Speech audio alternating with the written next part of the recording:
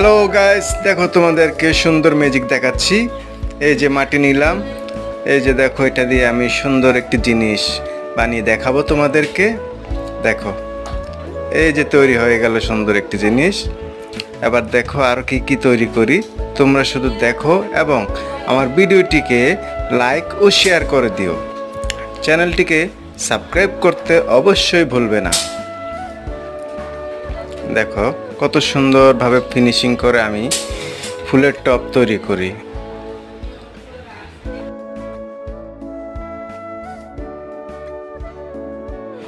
দেখেছো বন্ধুরা, কি সুন্দর একটি ঢেউ দিলাম। ডিজাইনটা কেমন হলো প্লিজ কমেন্ট করে জানাবে কিন্তু। এই যে দেখো সুন্দর তৈরি হয়ে গেল ফুলের টব।